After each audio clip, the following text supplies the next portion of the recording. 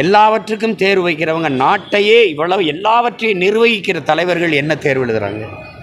எந்த தகுதியும் இல்லாத ஒருவர் இந்த நாட்டை ஆளுகிற தகுதியை பெற்ற முடியும்.